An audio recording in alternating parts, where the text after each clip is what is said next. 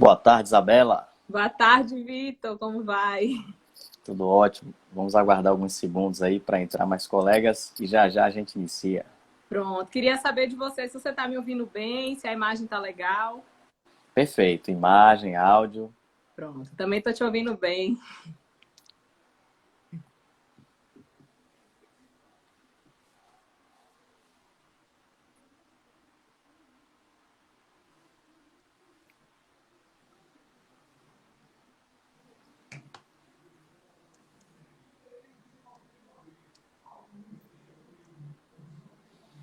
Bom, então vamos lá, né? Boa tarde a todos. Eu sou o Vitor Almeida, presidente da União das Controladorias Internas do Estado da Bahia. E hoje nós estamos começando uma série de lives. De hoje, segunda-feira, dia 13, até a sexta-feira, dia 17 de julho de 2020, nós estaremos aqui com uma série discutindo sobre controle interno, experiências, casos de sucesso e desafios. Bem, meus amigos e amigas, é missão institucional da UCIB o apoio pedagógico a todos os controladores internos e interessados em obter conhecimentos relacionados à auditoria, corregedoria, ouvidoria e propriamente à controladoria. A UCIB ela tem um histórico de promover eventos na qualidade de seminários, conferências, congressos, entre outros. No entanto, primeiro, por uma facilidade da tecnologia e segundo, por estarmos nesse momento de exceção em razão da pandemia, não estamos podendo realizar eventos presenciais. Nesse sentido, as lives, elas ganham uma importância e se constituem um instrumento de difusão do conhecimento técnico para auxiliar todos os colegas aí que atuam na área, certo? Bom, meus amigos e amigas, eu de antemão gostaria de agradecer a participação de todos vocês, em especial também a participação de todos os convidados que estarão aqui compartilhando conhecimentos e experiências e que tenho certeza proporcionará uma edificação, crescimento mútuo, mas também agradeço a vocês que estão participando e também os colegas que ajudaram na divulgação desse evento, certo? Informo também que essa live vai ficar disponível, então os colegas que não puderam assistir nesse momento, vocês podem transmitir para que em outras ocasiões eles acessem a página do Instagram da UCIB, que esta live, assim como as outras, também estarão disponíveis, certo? Bom, hoje vamos conversar com Isabela Gonzaga, minha amiga. Ela que é advogada, especialista em administração pública e controladora da Prefeitura de Itajuípe. Boa tarde, Isabela. Tudo bem? Boa tarde, Vitor. Tudo bem? É um prazer estar aqui com você, viu? Me sinto lisonjeada, né? Porque você sabe que eu sempre fui uma admiradora do seu trabalho. Você é uma referência, né, para nós que atuamos na área de controladoria. Então, realmente me sinto lisonjeada e agradeço de fazer parte, de ter sido lembrada desses seus projetos sempre inovadores, incentivadores das boas práticas, né? Então, muito obrigada mesmo. Obrigado a você, Isabela. A sua participação aqui certamente representa, né, todos os colegas controladores. É importante que estejamos sempre inserindo, todos nós que atuamos na área, nessas oportunidades que temos, né, de discutir melhorias, avanços, para que possamos aperfeiçoar o nosso trabalho. E agradeço pelas palavras. Bom, inicialmente, meus amigos e amigas, eu gostaria de compartilhar aqui uma frase. Todo o corpo continua em seu estado de repouso ou de movimento uniforme em uma linha reta, a menos que seja forçado a mudar aquele estado por forças aplicadas sobre ele. Então, quem escreveu isso foi Isaac Newton. Então, essa é a conhecida como primeira lei de Newton, né? Então, eu acho que essa frase representa o dever ser da nossa atuação enquanto controladores. Então, muitas vezes estamos em determinadas entidades que já têm um estado, né, de inércia, de não ter movimento, de se manter naquele estado, né, durante muito tempo. Mas o nosso papel, enquanto controladores e controladoras internas, é justamente provocar esse movimento, trazer melhorias, viabilizar avanços, né? É muito comum a gente ouvir, sempre foi assim, quando eu cheguei aqui já era assim, né? eu não posso fazer muito, mas ao contrário disso tudo, devemos usar todas as ferramentas disponíveis relacionadas ao controle interno e assumirmos plenamente o nosso papel, que é o de ser agentes de mudanças, certo? Então, com essa frase de abertura, hoje temos a honra aqui da brilhante convidada Isabela Gonzaga. Isabela, eu gostaria de conhecer um pouco mais do perfil da entidade em que você trabalha. Olha, Vitor, eu, como você disse inicialmente, estou atuando como controladora do município de Itajuípe, né, que é um município localizado na região litoral sul da Bahia. Conta com um orçamento anual vigente de 50 milhões, conta com cerca de 900 servidores e seis secretarias, divididas em 6 secretarias, além da controladoria e da procuradoria do município. Acho que esse já dá um perfil, mais ou menos, da instituição para a gente poder começar a conversar.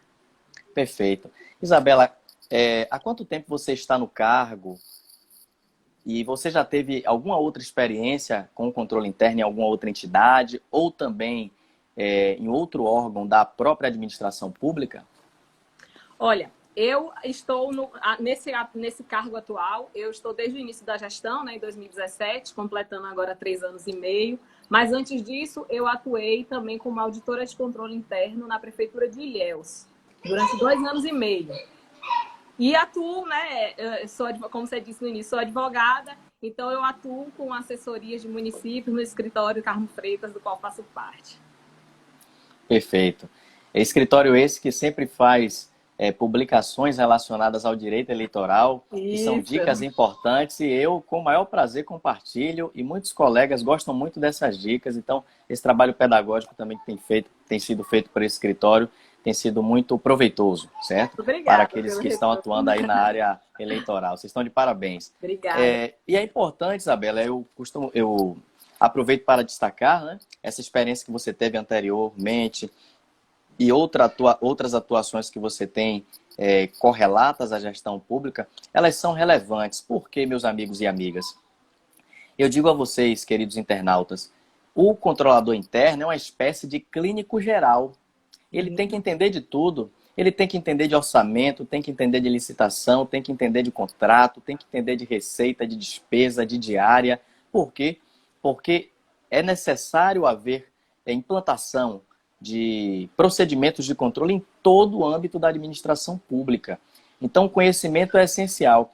Eu costumo sempre brincar, Isabela, nos cursos que eu realizo, né, principalmente quando são controladores novos gestores, que é comum pessoas me perguntarem: professor Vitor, me indique aí um curso em que eu vou aprender tudo relacionado ao controle interno e não vou precisar mais de curso nenhum.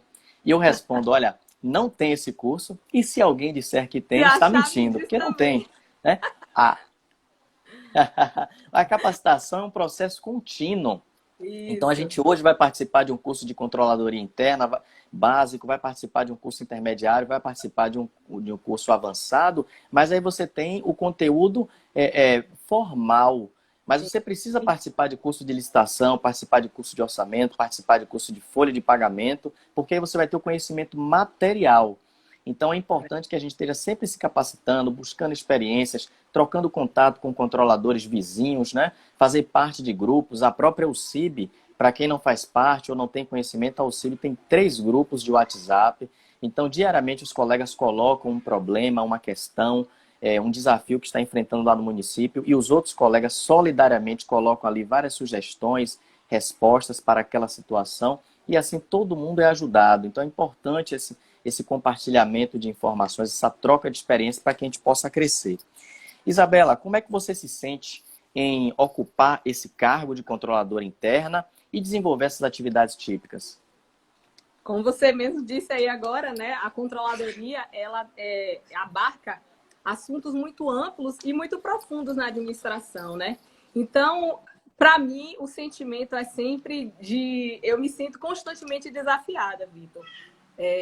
Em muitos momentos a gente se sente, tem aquele sentimento de dever cumprido em muitas situações, mas a gente também não deixa de estar ciente de que ainda temos muito a avançar, né? Sobretudo nos municípios de menor porte. Então, é essa situação que nos retira o tempo todo da nossa zona de conforto, né? Temos que estar sempre estudando, buscando formas de fazer com que o município consiga atender, né, essas funções típicas de controladoria que, para falar a verdade, em que pese a gente já ter mais de 10 anos de implementação do sistema de controle interno nos municípios, a gente ainda vivencia um processo de adaptação, né, de avanços. Então, o sentimento é de desafio constante. Perfeito, perfeito. E realmente, considerando esse dinamismo da administração pública, todos os dias seremos desafiados, né? Precisamos ter e desenvolver as habilidades para que a gente possa tratar. Eu observo, você falou uma palavra-chave aí, né? Para a gente avançar, para a gente melhorar, para a gente evoluir, para a gente progredir. Você destacou muito isso nessa sua fala e acho isso relevante, porque realmente o processo de valorização e de conquista dos espaços das controladorias internas realmente é um processo gradativo. E o Constituinte ele já pensou nessa valorização, né? Quando traz ali a responsabilidade por fazer o controle orçamentário, financeiro, patrimonial de todas as entidades públicas, o Constituinte ele se preocupou em dizer que o controle interno ele deve, né, nas suas atividades, apoiar o controle externo. E eu acho isso fantástico. Muitos colegas aqui conhecem, acredito que todos, a sede do Tribunal de Contas dos municípios do estado da Bahia. Se não me engano, o TCE fica um andar abaixo e o TCM fica no último andar, né, acima. Bom, só que logo na chegada tem a placa de inauguração daquele prédio.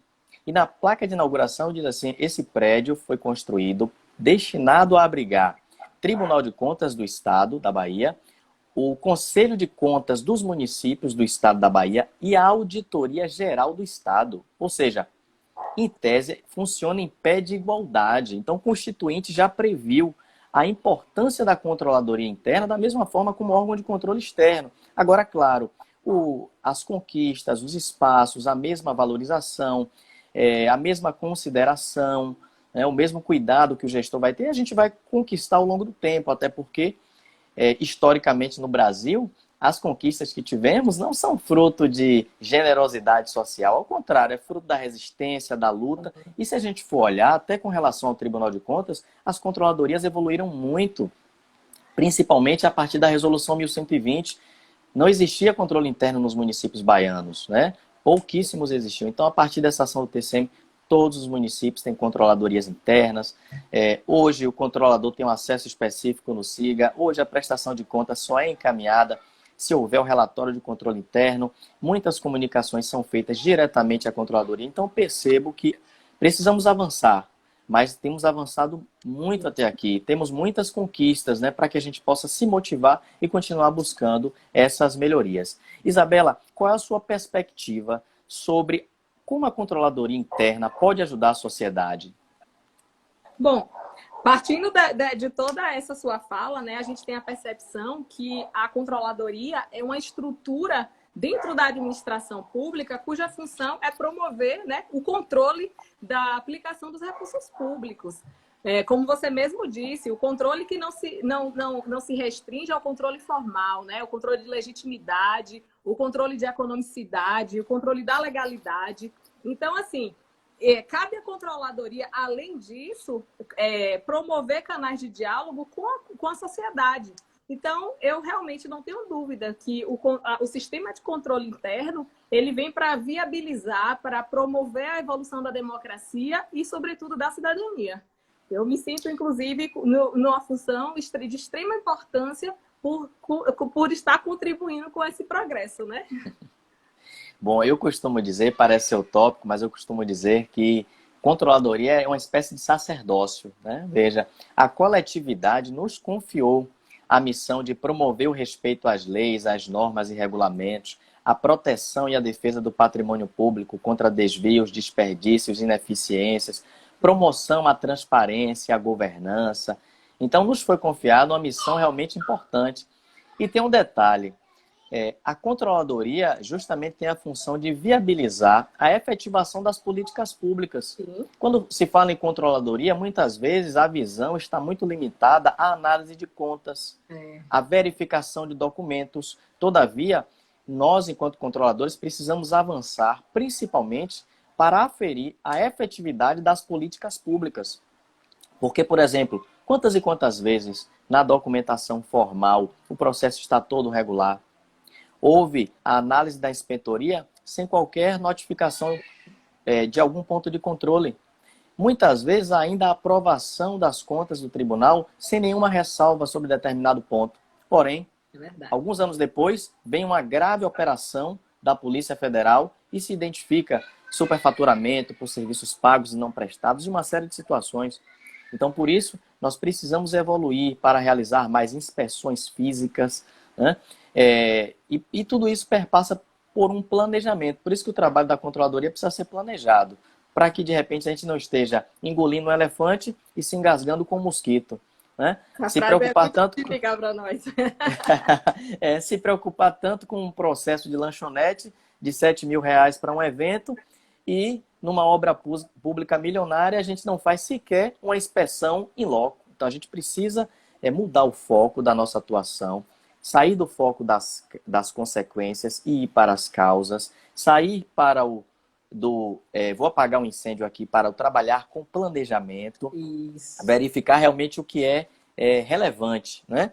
É a controladoria que viabiliza para que não só a prefeitura contrate o serviço de pavimentação, mas para que aquela pavimentação não tenha fissuras, não tenha um escorregamento asfáltico, não tenha uma corrugação. Né? A gente passa na estrada às vezes e observa, por exemplo, aquele asfalto todo escorrido para o lado. É uma patologia chamada escorregamento asfáltico, que numa simples inspeção de uma controladoria pode se identificar. Ora, o tempo de cura desse pavimento aqui não é 3 dias, não é 5 dias. Então, se já tem carro transitando, vai ter um problema lá na frente. Ou seja, com a simples inspeção física, a gente poderia identificar.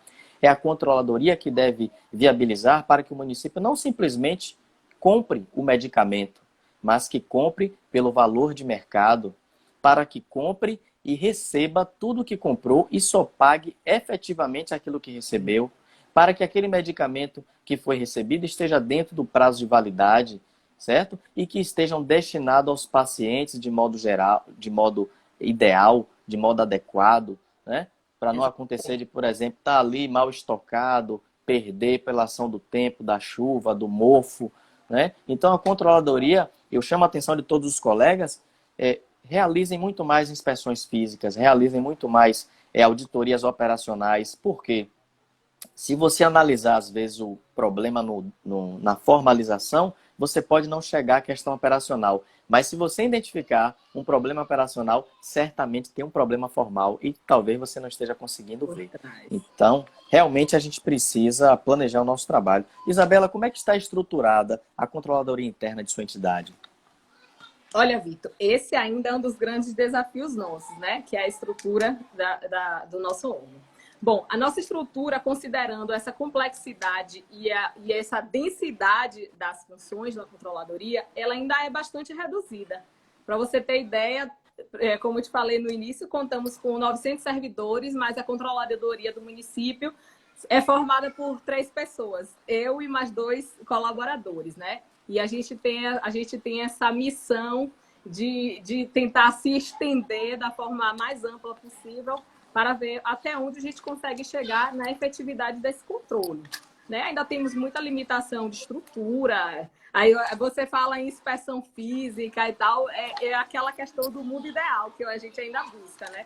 Porque malmente a gente consegue acomodar os documentos que detemos. Então, como pensar em estar visitando obras, como pensar em estar tão próximo, né, do acompanhamento de serviços públicos, sem uma mão de obra qualificada para isso, sem uma estrutura que nos leve a tanto.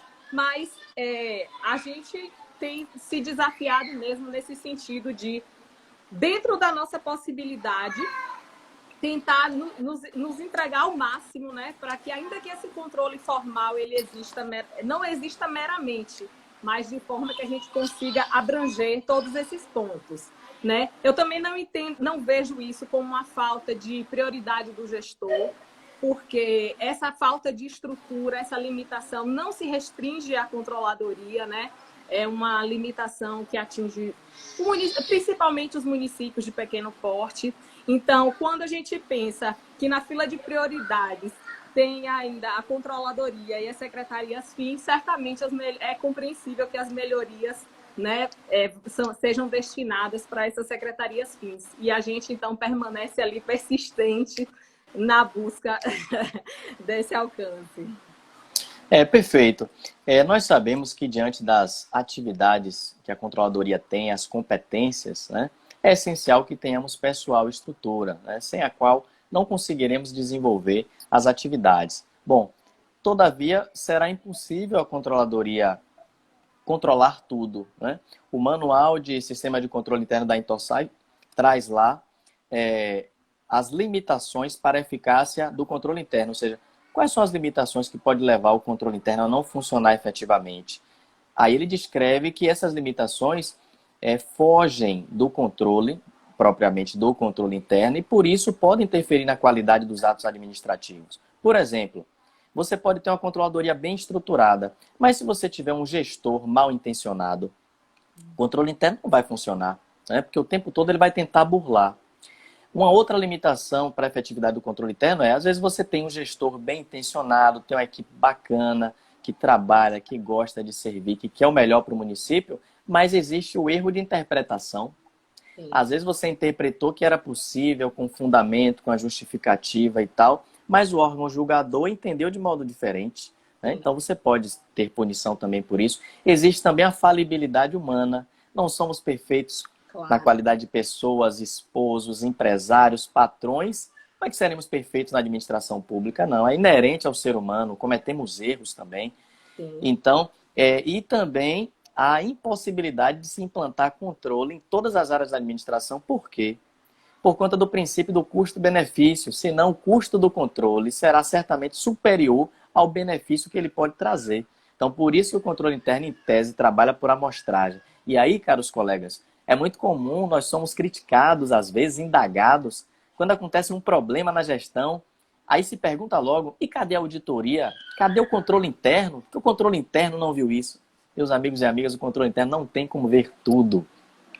Porque senão o custo do controle seria superior. A gente teria que ter um controlador para cada ato administrativo. Né? O prefeito baixou um decreto, você tem que ter um controlador do lado. Isso não existe. Né? Agora, o que é que nós precisamos? Trabalhar dentro da nossa realidade. Eu também sou controlador de um município pequeno, comecei sem estrutura. Então, o que é que eu pensei? Ora, o gestor não vai conseguir me dar uma equipe aqui de pessoas qualificadas, remuneradas ou o que seja. Então, o que é que eu tenho hoje? Eu tenho aquele cara que fica batendo papo no corredor da prefeitura. Pronto.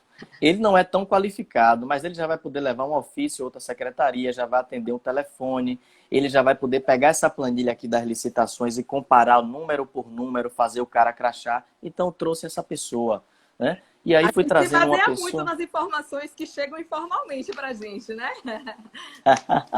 Perfeito. Então, eu comecei a trazer pessoas assim, que não tinham capacitação técnica, mas eu comecei a proporcionar, olha, pega esse manual da CGU para dar uma lida, pega a resolução 1120 para dar uma lida, e aí a pessoa aos poucos vai pegando o jeito, e com o passar do tempo eu também tive a oportunidade de ter algumas pessoas capacitadas. O município fez 2 concursos públicos, e aí eu fui logo lá no RH, conversei com o chefe e disse, eu vou lhe pedir uma coisa, todo mundo que chegar aqui, que tiver nível superior na área de contabilidade, de administração, de economia, me chame, não chame ninguém de outra secretaria. Então eu fui conseguir trazer algumas pessoas capacitadas. Então eu recomendo aos colegas, trabalhe com o que você tem. Se você não tem um especialista para fazer auditoria, mas se você já tem alguém para comparar uma planilha, traga essa pessoa para o seu lado. Porque diante das nossas demandas é impossível fazermos um trabalho bom de controladoria se não tivermos pessoal, quantidade mesmo para poder fazer. Isabela, quais casos você considera aí no seu município, da sua experiência de atuação, você considera como caso de sucesso e quer compartilhar com a gente? Veja só, Vitor, quando começamos a gestão em 2017, né, nos deparamos com uma estrutura extremamente desorganizada, né? Então fomos Primeira coisa foi implementar uma instrução normativa para a gente poder regulamentar os fluxos de processos, né, tanto de contratação quanto os processos de pagamento. Por meio desse fluxo, inclusive, dentro das nossas limitações, eu acredito que esse fluxo faz com que a gente consiga evitar inúmeras irregularidades, né, e implementar também muitos meios de controle. Por exemplo, conseguimos atribuir os fiscais de contratos, né, para acompanhamento das execuções por meio desse fluxo. Conseguimos fazer com que as fases legais da despesa pública começassem a ser observadas, né? Então, a gente vem de um histórico de sucessivas rejeições de contas e dentro dessas rejeições não são rejeições meramente por despesa de pessoal, tal, são rejeições com imputação de multas elevadas, com devolução de recursos também bastante expressivos, né, decorrente da aplicação irregular mesmo nas contratações. E assim, hoje a gente consegue ter uma avaliação do Tribunal de Contas que os nossos processos de despesa e de pagamentos, eles já saíram dessa rota de penalidades. Então, isso já é um grande avanço, né? Não temos tido condenações nesse sentido. Isso tem melhorado a qualidade dos serviços públicos, tem trazido também bastante economia de tempo e de recursos. A gente pode citar também a organização que conseguimos atribuir ao setor de patrimônio, né, que também parecia que era tratado como algo que não integrava o patrimônio público. Os bens do município, né, tinham destinações diversas que fugiam à finalidade pública. E hoje a gente realmente já consegue ter um setor de patrimônio que funciona bem nesse controle, no controle do patrimônio público. Outra questão que a gente pode mencionar é a transparência, né? Você sabe como é muito difícil a gente conseguir atribuir a transparência aos atos administrativos, né? Porque para a gente fazer transparência com responsabilidade, a gente realmente precisa passar por procedimentos muito complexos, né? Então, o município, tanto no ranking do MPF quanto nas avaliações do Tribunal de Contas, o município sempre aparecia com avaliações péssimas, abaixo de 3 ou 4 na escala de 0 a 10, né? Logo no primeiro ano de gestão, conseguimos ir para a nota 7,8. No ano seguinte, já ultrapassamos os 80%. E atualmente, né, nesse momento sensível de enfrentamento da pandemia, nós fomos avaliados com 97,4, cumprindo os requisitos do TCU, juntamente com a Transparência Internacional. Então, demonstrando que realmente a gente está conseguindo obter muitos resultados com a implementação desses procedimentos, né? Podemos, se a gente for sentar aqui para falar, eu no início Pode ficar à vontade. Não, a gente está aqui realmente para obter essas experiências de sucesso para a gente implantar em nossos municípios. No início eu disse que por muitas vezes eu tinha um sentimento de impotência, né, por conta da sensação que a gente tem de que tem muito a realizar ainda. Mas, ao mesmo tempo, eu também, quando a gente olha para trás, a gente percebe o quanto conseguimos avançar. E eu vou lhe dizer que isso não é uma coisa que depende da controladora e nem da controladoria exclusivamente, né? Porque por mais que estejamos à frente, eu conto com a equipe reduzida, mas que se desdobra para dar continuidade ao trabalho. Eu conto com a licitação do nosso lado, o pessoal da licitação, o pessoal da contabilidade, que está ali também fazendo com que nós estamos, né, dentro de um sistema. Conto principalmente com o apoio e a confiança do prefeito, que me permite, me dá autonomia para que as nossas ações sejam implementadas. Então, assim, de fato, temos muita coisa bacana, né, para mostrar que evoluímos, mas ainda estamos tentando avançar para poder, pois não temos, né, como, por exemplo, as macrofunções ainda não temos, por exemplo, a corregedoria no município. E que eu entendo que para poder atribuir eficácia e eficiência aos nossos serviços, a gente realmente precisa da implementação de uma corregedoria. É um dos agentes. Perfeito. Perfeito. Muito bom suas experiências, essa transformação, né, essa transposição de Estado. Realmente é muito bom quando a gente tem uma gestão que apoia o nosso trabalho, quando temos colegas que reconhecem a importância do nosso trabalho. Eu também já tive várias experiências nesse sentido. Uma certa vez eu fiz auditoria na Secretaria de Educação, Saúde e Assistência. E aí a gente fez um trabalho que apresentou várias deficiências operacionais. A partir dessas constatações da auditoria, o município pôde organizar essas secretarias, de modo que uma certa vez foi uma comitiva lá na Controladoria, formada pelas secretárias de Educação, Saúde e Assistência, para parabenizar o nosso trabalho e agradecer, e ao mesmo tempo dizer, olha, foi tão boa a auditoria que a gente quer que vocês façam de 3 em 3 meses. Eu disse, olha, a gente fica grato, né? Se sente bem em saber desse resultado, mas a Controladoria não tem como fazer auditoria de 3 em 3 meses, né? O que vocês têm que fazer digamos assim, executar os controles que foram implementados, né? E aí continuar trabalhando. Então, eu já tive também várias experiências no sentido dos colegas de trabalho sempre procurar a controladoria para buscar um opinativo técnico, né? Ou às vezes quando está com uma situação emblemática, está com um problema, dizer, não, eu vim aqui na controladoria porque eu sei que aqui eu vou ter solução. Porque o trabalho da controladoria não é simplesmente dizer que está errado, dizer que não pode, é dizer que está errado e apontar o caminho como será feito de modo correto, né? Há menos situações que realmente... né? Inclusive, é o que nos dá mais resultados. Perfeito. Embora esses não apareçam tanto, mas é o que mais nos dá resultado. Perfeito. E a experiência mostra isso, que qualquer medida preventiva tem mais efeito do que punição. É o que eu sempre digo nas minhas palestras sobre controle social. Ora, temos que provocar gestão antes de procurar os órgãos de controle externo. Por quê?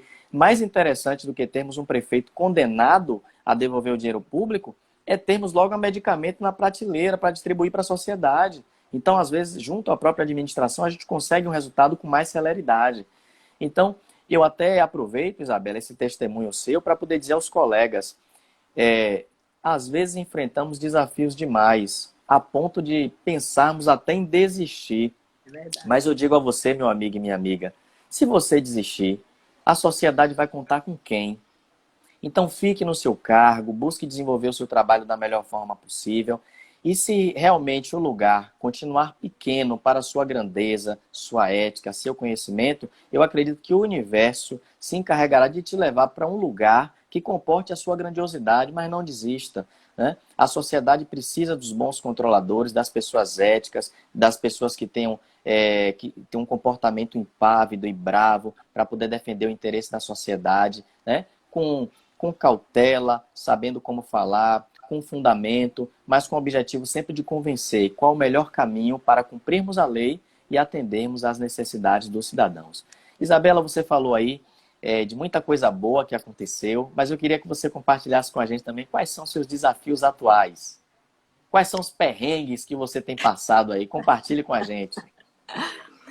Olha, Vitor, como você falou, essa questão da persistência, eu acho que é fundamental, né, para que a gente consiga realmente alcançar resultados, né? Eu também eu concordo com você e vou nessa linha de persistir, de sermos firmes no nosso propósito, né? Temos como eu acredito que, como eu falei no início, uma das grandes dificuldades é a falta de priorização da qualificação dos servidores mesmo. Muitas vezes a gente se depara, isso que acho que é uma realidade da maioria dos municípios, a gente não tem muito como ampliar, né, a nossa estrutura com contratações, com concursos públicos, por conta da questão do índice de pessoal, que ainda é um problema para a maioria dos municípios. Mas, então, penso que a saída é essa qualificação de servidores para que a gente consiga manter... Você falou aí da questão das secretarias de educação social e tal, na questão das auditorias. Eu acho que quando a gente consegue manter uma intersetorialidade, a comunicação entre as secretarias, e daí, por consequência, também abrir os canais de diálogo com a população, a gente realmente consegue resultados efetivos no combate à corrupção, né? Inclusive, Vitor, eu defendo muito que a gente fala o tempo todo na questão do recurso público, na corrupção. Porém, paralelamente, a gente tem um ralo que é gravíssimo, que é o desperdício de recursos públicos pela falta de técnica. Às vezes até maior do que a corrupção. quanto tempo a gente gasta, né? Quantos recursos, quanto de recurso público a gente desperdiça quando a gente fica aventurando na gestão, na administração pública, né? Então, eu penso que realmente a qualificação de servidores é um ponto-chave aí para a gente vencer desafios. Um outro desafio que eu sinto também, que é uma das maiores resistências, você também já citou no início, né? Que é a mudança de hábitos. Nessa questão do sempre foi assim. Quando a gente chega lá querendo inovar em alguma situação, trazer procedimentos novos, quem é ela? O que é que ela está pensando? Que sempre tudo funcionou assim. Os prefeitos já passaram por aqui, ninguém foi preso. Quem é ela? Quem é ela na fila do pão? Quem é essa? Ninguém foi preso ainda por conta disso, ela está achando que vai mudar. Mas, enfim, então eu penso que essa mudança de hábito, mas eu não me refiro estritamente ao município onde eu atuo. Eu acho que isso ainda é uma questão social muito ampla, né? Essa nossa preocupação com a coletividade. E eu acho que esse momento desse enfrentamento da pandemia está mostrando muito isso. Ainda não estamos preparados para esse senso de coletividade. Ainda não estamos preparados para tratar a coisa pública com responsabilidade, sentimento de pertencimento. Então, esse, para mim, é um grande desafio para que a gente possa promover essas mudanças todas no âmbito da administração. Muito bom, Isabela. Porque é importante destacar o seguinte, colegas. Professor Vitor, você conhece alguma controladoria onde tudo é perfeito, no País das Maravilhas? Não. E se alguém disser que tem, está mentindo, né? Todos nós controladores sofremos pressões, sofremos críticas e muitas vezes não temos a valorização do trabalho de modo adequado. Então, por exemplo, todo lugar tem problema, porque onde tem gente tem problema. Eu lembro, Isabela, uma certa vez que eu dava assessoria a um município na área de controle interno. Sim. E o gestor decidiu trocar a empresa que fazia a contabilidade. E eu acompanhei o processo de seleção. Ele não contratou diretamente uma pessoa, ele chamou várias empresas, entrevistou todo mundo e tal. Aí teve um dos representantes das empresas que virou para mim, para um outro assessor que tinha lá e para o prefeito e perguntou assim: prefeito, aqui tem problema? Aí o assessor do prefeito olhou para mim, olhou para ele e disse assim: meu amigo, se não tivesse problema, a gente não estava chamando você aqui para ver agora a possibilidade de fazer um contrato, alguma coisa. Então, todo município, toda entidade tem problema. Isabela compartilhou aqui algumas experiências de sucesso, eu também, rapidamente, mas todos nós, colegas, enfrentamos dificuldade. Por exemplo, às vezes eu faço um relatório bem fundamentado, mostrando o que pode, o que não pode, o que deve, o que não deve, apontando o caminho, porém, o gestor decide por outra via. Sim. E aí, professor Vitor, você vai ficar frustrado, vai ficar desanimado? Não. Eu tenho que entender que a minha função é a função de staff, de assessoramento, de orientar, mas a decisão cabe ao gestor. E não existe superioridade entre a opinião da controladoria e da procuradoria e da assessoria contábil ou da engenharia, não. O gestor vai ouvir a todos e, claro, ele deve fazer isso com fundamento, decidir um pelo outro. Então, por exemplo, aquilo que nós controladores podemos entender como cláusula restritiva à competição, com jurisprudência e súmula do TCU, é um opinativo nosso, mas a área da engenharia pode entender que é uma cláusula necessária para dar garantia à execução do contrato. Sim, e o gestor pode dizer: não, eu vou preferir seguir a engenharia, porque eu prefiro botar isso aí para não vir empresas que não tenham condição de executar a obra e eu não corro o risco de não ter a obra entregue. Pronto. Quem é que decidiu? Foi o gestor. Quem é que decidiu assumir o risco? É o gestor. E a gente não precisa ficar frustrado por isso. Isabela pontuou uma coisa importantíssima, que às vezes o trabalho preventivo não é reconhecido, só é reconhecido depois, né? Quando o gestor tem um problema, tem uma conta rejeitada, tem um ressarcimento, aí ele vai dizer: rapaz, meu controlador tinha razão, ele me disse para não fazer e eu fiz, olha o problema, né? Então, às vezes, também o nosso reconhecimento vem depois. Mas o que é que eu penso? Nós, na qualidade de controladores, devemos viver de uma boa consciência. A gente fez a nossa parte, com dedicação, com zelo, né? Agora a decisão realmente cabe ao gestor.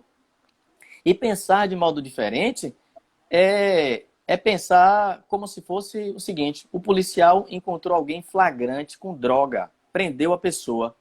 Depois de alguns dias, ele consegue uma liminar na justiça e o juiz mandou soltar. E aí o policial vai ficar frustrado? Não, ele fez a parte dele. O juiz agora entendeu, com base na lei, na norma, na jurisprudência, nos antecedentes, ou o que seja. Então, cada um deve atuar no âmbito de sua atuação. Então, caros colegas, todos nós enfrentamos problemas.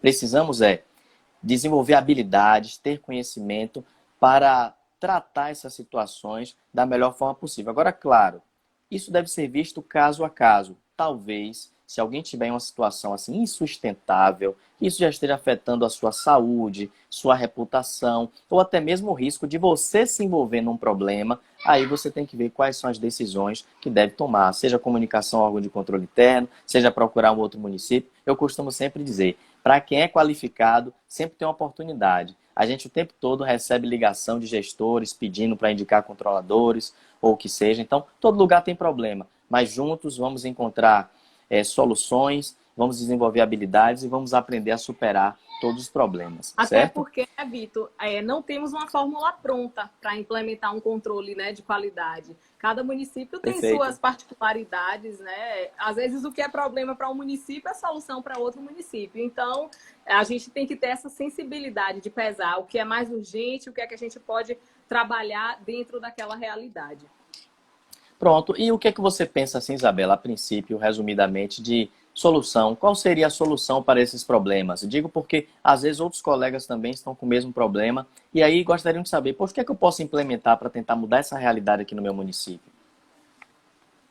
É o que eu acho que a nossa conversa foi toda pautada em cima, né, de problemas.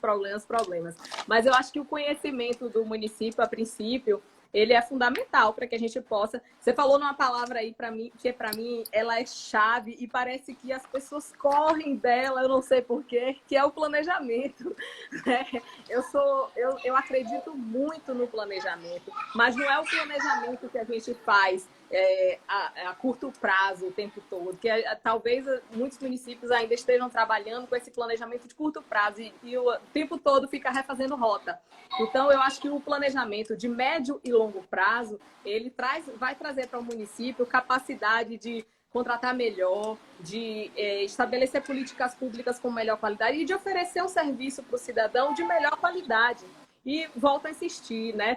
Temos sim que fomentar a transparência, o controle social, afastar a questão da corrupção. Eu acho que quando a gente traz a comunidade para dentro das decisões dos gestores, a gente, além de atender, de conseguir atender a necessidade de forma que garanta a política pública realmente adequada para aquele município, a gente também vai coibir práticas, né, hábitos antigos que já corroem o nosso sistema há muitos anos. Né? Então, eu acho que a população precisa ser chamada a participar da gestão. Acho que esse Perfeito. é o caminho, Vitor. Perfeito, porque realmente essa questão do incentivo ao controle social, ele vai atender uma carência da controladoria. O que é que falamos inicialmente? Temos limitação de pessoal, não temos pessoal para fazer inspeção física. Mas se nós tivermos um controle social atuante, eles vão fazer esse trabalho de inspeção física. A mãe, quando identificar que o filho está sem merenda escolar, vai poder procurar o município, a ouvidoria do município. O cidadão que recebia um medicamento o tempo todo, de uma hora para outra, não tem um medicamento, já passou um mês, 2 meses, vai poder procurar a ouvidoria, ou seja, vai trazer essas demandas para a controladoria tratar. Então, realmente, investir no controle social é aumentar também o alcance do controle da administração pública. Perfeito, isso vai repercutir diretamente na melhoria do trabalho das controladorias. Isabela, foi muito bom o papo que a gente bateu. Tenho certeza que nesses minutos aqui a gente conseguiu trocar muitas experiências e apresentar até soluções para situações que os colegas estão vivendo. Espero que o que a gente compartilhou aqui também sirva de incentivo para que a gente continue fazendo o nosso trabalho com ética, com profissionalismo e visando servir da melhor forma à sociedade. Mas eu gostaria que você deixasse aqui uma frase para a nossa reflexão aqui e fizesse sua saudação final. Veja só, Vitor, eu vou lhe pedir licença para não trazer uma frase. Eu gostaria, certo, na verdade, nesse momento, de trazer um ponto de reflexão. Né? A gente está em ano eleitoral, a gente está passando por esse momento de enfrentamento da emergência de saúde pública e que estamos dependendo realmente da atuação do governo, né? Então, eu acho que um ponto de reflexão que eu gostaria de ter a oportunidade de chamar a atenção agora é esse discurso que estamos tendo, entre essa dicotomia entre a velha e a nova política, né? E eu acho que isso tem tudo a ver com o que a gente está discutindo aqui agora.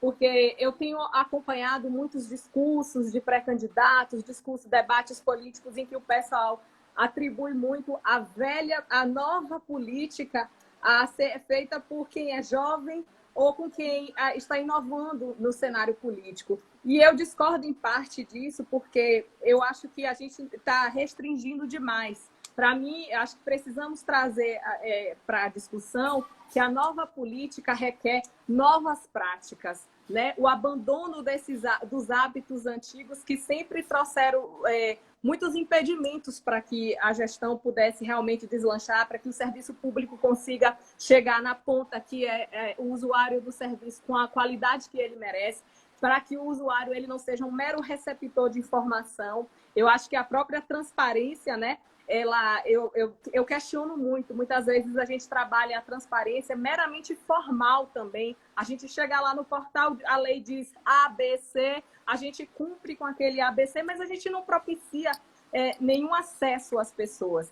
Disponibilizamos documentos que ninguém consegue entender, que não realmente, quando a gente vai fazer a avaliação daquilo, até de forma proposital, a gente não consegue adentrar nas políticas, ou então com um tempo muito lá na frente, a gente disponibiliza situações bastante antigas para que a população realmente não consiga ter esse acompanhamento efetivo, né? Então, eu gostaria de refletir muito essa questão da nova política. A gente só vai realmente conseguir novos resultados quando a gente se desprender desses hábitos antigos, né? E a gente realmente compreender o papel da gestão pública para a evolução do nosso país. Então, Perfeito. Esse ponto. Isabela, muito obrigado pela sua participação. Eu agradeço a todos os colegas. Eu observei aqui que muitos colegas estão conectados, membros da UCIB, controladores, simpatizantes também da área de controle interno, que participaram dessa nossa live. Eu não vou nominar as pessoas, porque a maioria eu conheço, então se fosse citar todos os nomes aqui, né, o nosso tempo extrapolaria mais ainda. Mas, assim, agradeço pela participação de vocês, espero que o conteúdo tenha sido realmente muito proveitoso. Compartilhem, porque vai ficar gravado, então compartilhem nas redes, compartilhem com os colegas de trabalho, para que eles possam compreender melhor as atividades do controle interno. E amanhã tem mais. Não se esqueçam que nós estamos com uma série de lives, então, de hoje, segunda-feira, dia 13, até sexta-feira, dia 17 de julho, todos os dias, às 15 horas, nós estaremos batendo papo aqui com um colega controlador de um município diferente. Controlador de município de pequeno porte, município de médio porte, Câmara Municipal. Então, vai ser fantástica essa semana, com muito compartilhamento de informações. Muito obrigado a todos e até amanhã. Eu que agradeço, Vitor. Agradeço a todas as participações também. Tchau, Até. tchau. Tchau.